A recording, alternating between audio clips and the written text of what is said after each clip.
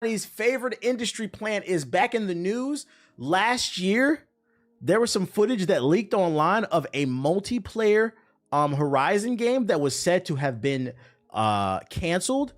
It was like a character select screen, some customization, a little bit of gameplay.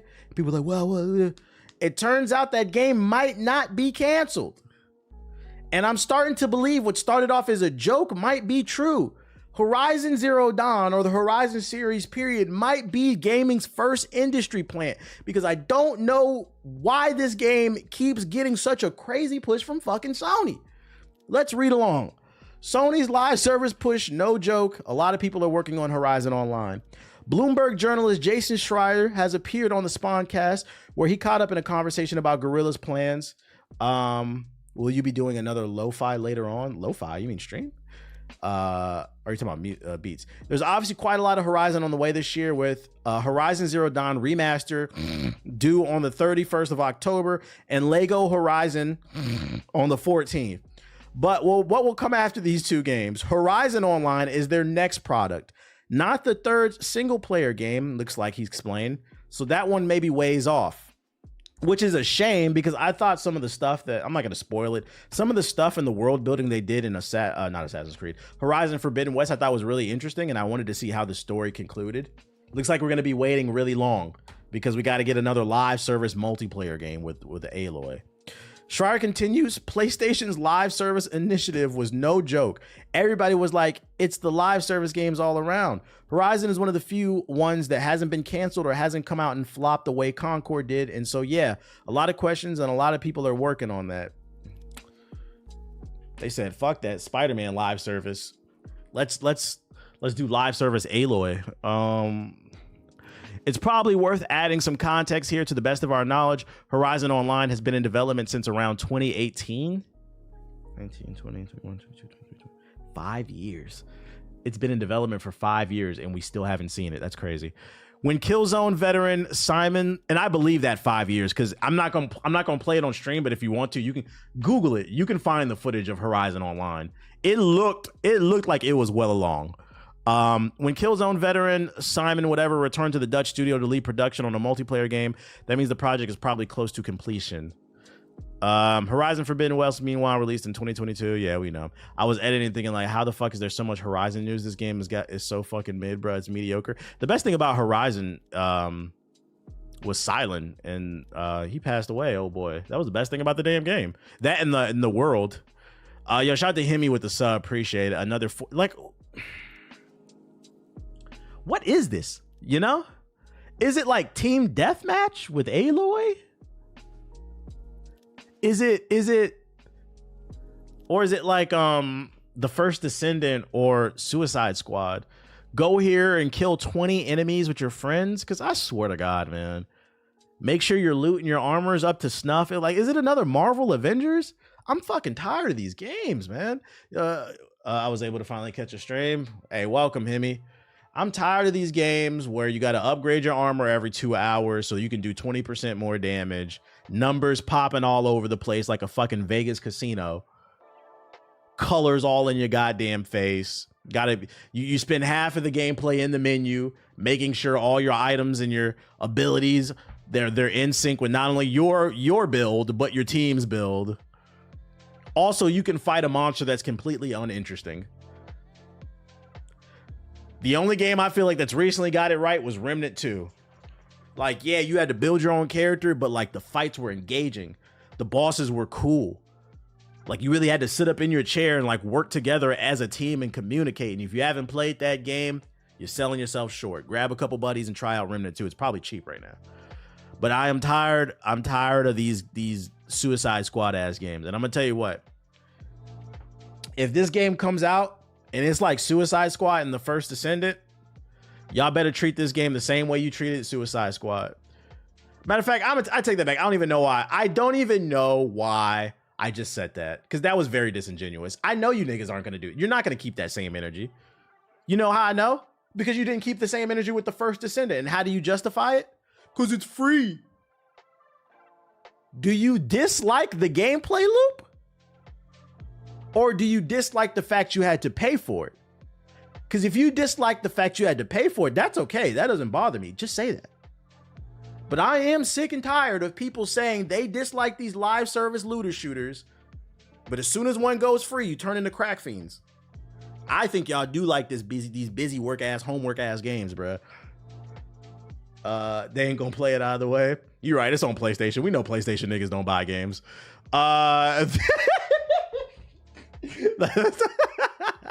They too busy re-ing up on ice, buying ice bags at the grocery store to put on a PS4. God of War Ragnarok mod. For those of you on PC, you know who really buys PlayStation exclusives? PC niggas. Cause y'all didn't buy Final Fantasy VII Rebirth. What's the name? God of War is doing good on PC, just like every other PlayStation games. Thank the PC Master Race. They're keeping your PS4 alive. But one thing PC gamers don't like is you have to make a PlayStation account to play games on PC. And initially I didn't understand kind of the hoopla around it. And then I read more into it and I started to understand it. A lot of that stuff is region locked. So there are certain countries that can't play games on Steam that are PlayStation games, but also security issues. I was like, you know what? That's valid too. PSN gets hacked all the fucking time. So then if I give up my credit card and my personal info while I'm a PC gamer just to play this PlayStation exclusive on PC, now if PSN gets hacked, I'm a part of that data breach when I should never have to be a part of it because I'm playing on PC. So I was like, there's a deep hatred for PSN on PC. But if you want to play God of War, some modders created a mod that removes PSN off that shit. So shout out to the PC community. Y'all are fucking funny. Keep sticking it to the corporations. You don't have to deal with this shit. It's on Nexus mods. So the PSN bypass mod. Let's look this shit up. PSN bypass mod. That's fucking funny, dude. 6 days. Oh wait, is that it right there at the bottom? PSN bypass. Boom. I got you, chat. Here you go. If you on PC, here you go. Allegedly, I got you with the link. Fuck Sony. That's fucking funny, man. Oh shit. I still don't believe the PSN gets hacked. Sony just selling niggas info. Who knows?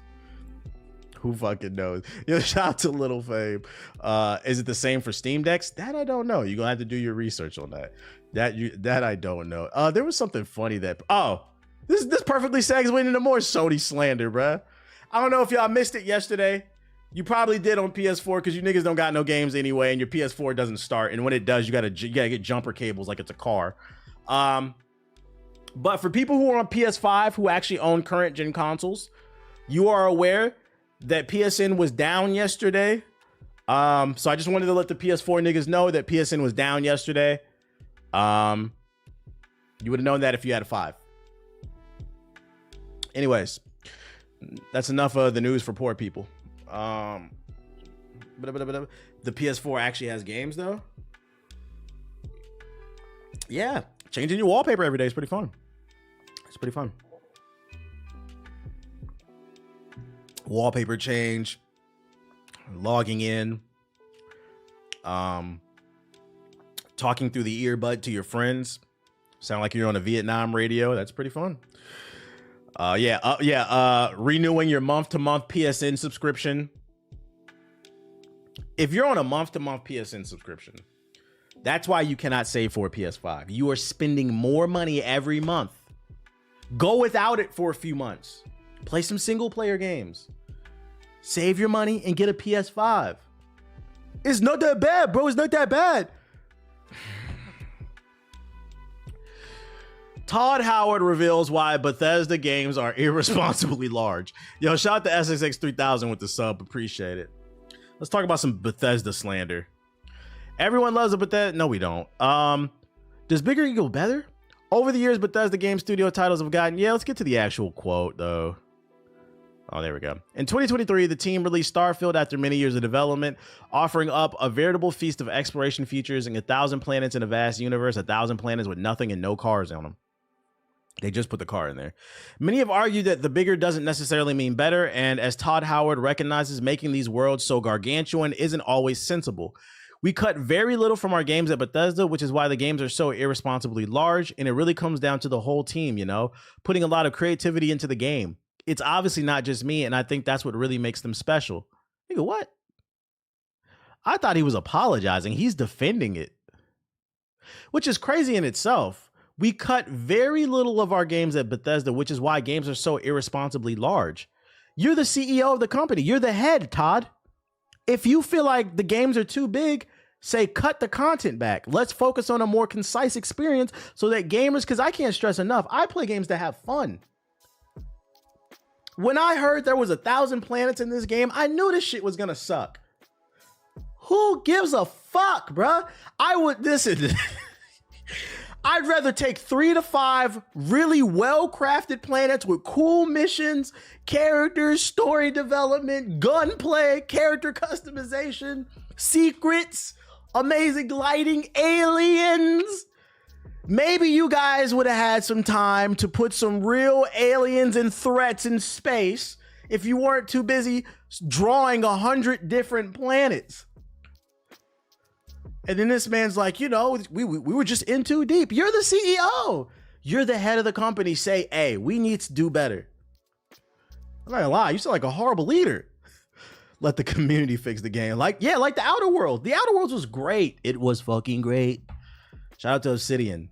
Put him on fraud. This nigga's been on Fraud Watch, bruh. This nigga's been on Fraud Watch ever since the Fallout TV show came out. The best Fallout is the TV show. In recent memory, at least. In recent memory. The Fallout, y'all seen the clip, right? When the Fallout TV show came out, he was on the red carpet and IGN or some publication said, hey, we gave the show a 9 out of 10. He said, really? Oh my God. Like, the nigga was shocked. You know, when you respond like that, you know you need to do better, yet you don't. Really? You guys gave us a 9? Oh my God. Was the Outer Worlds 2 come out? I don't know. They announced it. We haven't heard anything about it. 25 to 50 planets would have been cool, but we needed more meat on the bones of Starfield. That's too many, bro. That's too many. It's not a selling point to say you have 1,000 planets. That sounds like busy work to me. Because the first thing, as a critical thinker, the first thing my brain goes to when I hear 1,000 planets, shit, even 50 planets, I think, well, how many of those planets are good? Bigger does not necessarily mean better. It does not necessarily mean better. 10 planet. I mean, Mass Effect has a lot of planets in it. But you know what makes Mass Effect great? In the first game, you can visit a handful of them. But what makes it great is there are several planets that are just well crafted with great mission structure. More means you have diverse, and they didn't. 5 to 10 would have been fine. Less is more. Less is more. I think a Mass Effect survey system. Yeah, I hated the survey system in 2 and 3. I think that's why Mass Effect 1 is my favorite. I think the exploration was better. Shout out to Henny with the bits. Nah, let me get on my soapbox. This dude should have been brought up on mismanagement of investor fund charges for not developing the guaranteed cash cow that would have been Elder Scrolls 6. I mean, they are working on it. When is it going to come out? I don't know. I think they, and this is what studios got to stop doing. They got to stop revealing games way too early.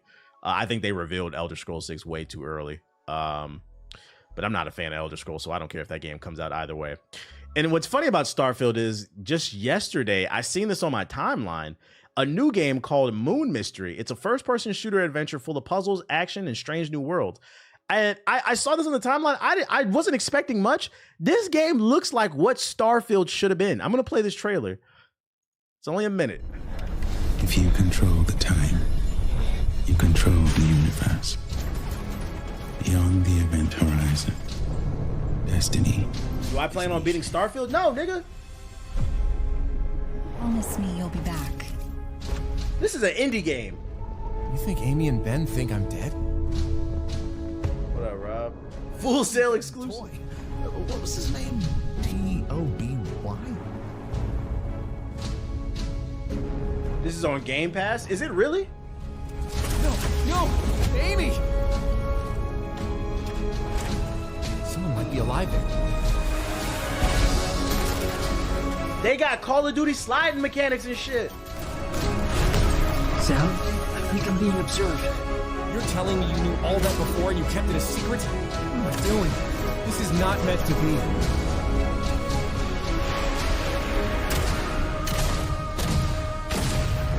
If the universe is infinite, This look kind of good. It's not bad. It's not bad. It don't look bad. I see a handful of y'all talking about it. Hit a link. Hit a link if you want to keep up with it. Wish listed it. It doesn't look bad. But I was like, how the fuck this shit look better than Starfield already? Like, it got a story, gameplay, all that shit. Unreal Engine 6 really making indie developers a threat to AAA studios. Unreal Engine 6, you mean 5? Yo, shout out to Robavelli with the sub. Appreciate it.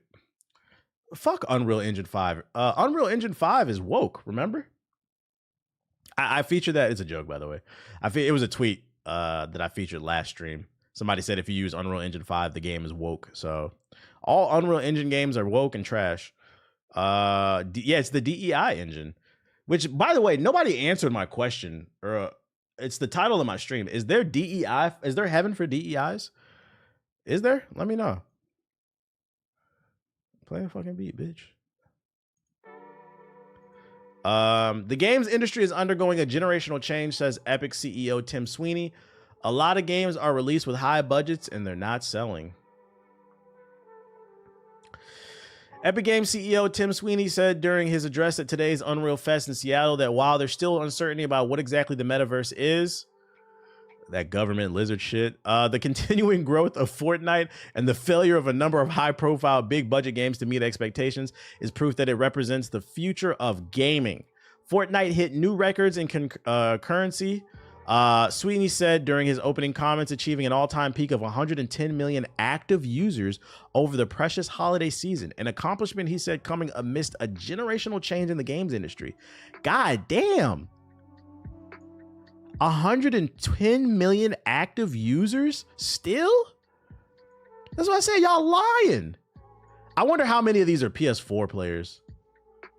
Let's see. PS4 laptop sales. 60, 80 production ended in 2016. Wait, that's not right. Oh, 117 million units to date as of March 2024. So yeah, 117 million PS4s sold. 110 million active users. So probably at least 70 to 80 million of them are PS4 niggas. Okay, interesting. That's what I said. Y'all love these live service games. People swear they hate them, but y'all love them. One of the manifestations of that change we're seeing right now is that a lot of games are released with high budgets and they're not selling nearly as well as expected, Sweeney said, whereas other games are going incredibly strong. What we're seeing is a real trend where players are gravitating towards the really big games where they can play with most of their friends. It's free. They have cheap skins. Just keep playing the game versus why risk your $70 on a game where you don't know if it's going to be good or not. Budget. I mean, the reviews are mixed.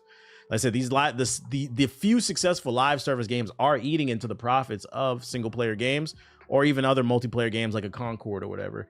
I think this generation has a very unique problem that we never saw in previous generations, where gamers now have to decide, do I want to continue to play this live service game or invest in X, Y, and Z? Versus when I was younger, it was just buy this game, play it, buy this game, play it. There were not these continuous games. So now you have to think about how you budget.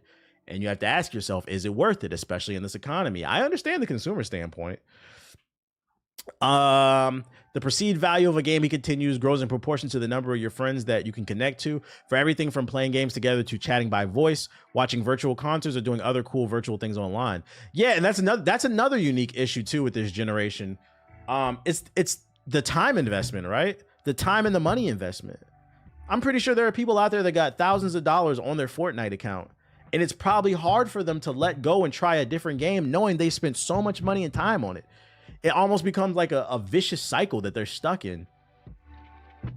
Some people will call it the metaverse, Sweeney said. And we're not all in agreement on what this means. Some people, when they hear the word metaverse, they think of Facebook doing with VR and now AR. Some people use the metaverse to describe everything they don't like about the current Fortnite season. Regardless of what you think of the moment-to-moment state of Fortnite, though, it's new and it's exciting, and it's something that's never happened in this scale or history of entertainment, Sweeney said. The evolving story and ongoing live content updates are obviously a huge part of that, but he attributed much of Fortnite's success to all the world's brands participating and dropping in, musicians reaching users, Disney and Star Wars and others all. Yeah, that's also, I don't know how they managed to do that, but managed to pull off putting so many different characters. Like, I seen a clip the other day of Miss Incredible looking extra thick and niggas standing behind her as Doctor Doom and Ryu throwing cash on their ass and shit. Like, it makes for like funny clips, and like you can't do that in any other game. What up, Jason? Yeah, that sunken cost fallacy of how much they're invested in this shit. I'm sick of live service games though. I'm ready for them to go. Also, with games becoming jobs with all these daily missions, yeah.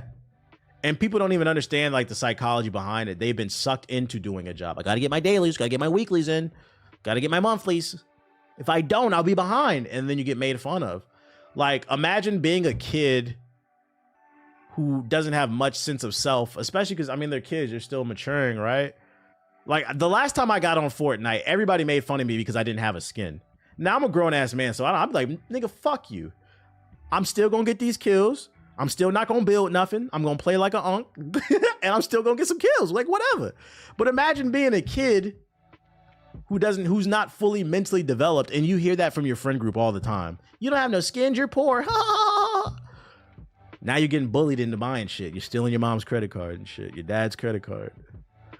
Oh yeah, you didn't get the battle pass? That's crazy. Sorry, my parents are struggling to make rent. Can't relate. Kid's having a breakdown right now because he missed his dailies. Like, that's a thing now that's very unique. That did not exist when I was a kid. Oh shit. That's fucking funny, dude. I remember grinding hours for Halo Reach skins. The only live service game I remember really grinding was, which is an early one, was PlanetSide 2. I grinded that for like a year. Then I got tired of it. And then I grinded Apex as well, which y'all saw. We grinded that for like a good 2 or 3 years. And then I got tired of doing the monthly dailies. But it's very rare that like games like that good where I feel inspired. They got no build mode now. Still not playing it. I'm just tired. I believe in letting things run their course. I get tired of